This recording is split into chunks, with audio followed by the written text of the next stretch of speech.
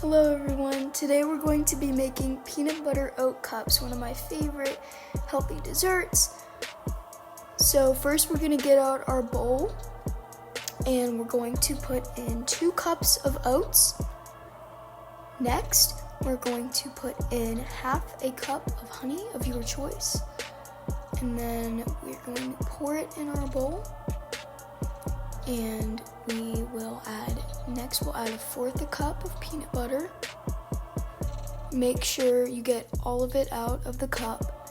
And then we're going to mix it all together really well.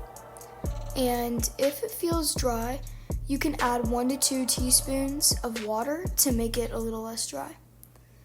And then next thing we're going to do is we're going to put 2 tablespoons of the oats into each of our cups.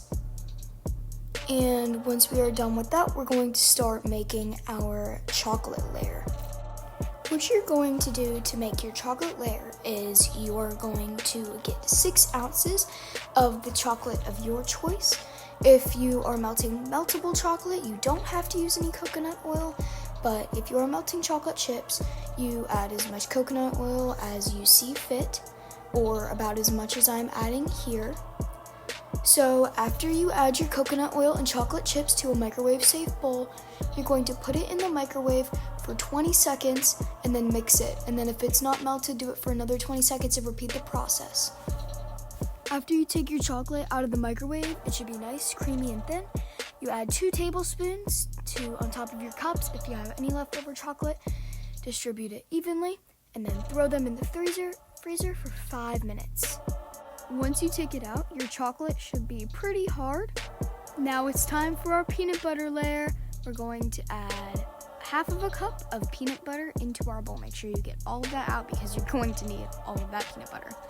Next, you're going to just add a little bit of coconut oil to help that peanut butter melt, and you're going to put it in the microwave for about 30 seconds. When you take that peanut butter out, it should be nice and thin like this, and then you're going to pour 2 tablespoons on top of each cup, and the same thing, if there's any leftover peanut butter, you're going to distribute that evenly. And now it's time for my favorite part, topping them off with chocolate chips of your choice. I like to add semi-sweet chocolate chips, but I think any chocolate chips will do. After this, you're going to put them in the fridge until the peanut butter is not quite hard, but just the consistency of normal peanut butter. And then you can take them out and they'll be ready to try. And trust me, they are delicious. Thank you guys so much for watching. Bon appetit!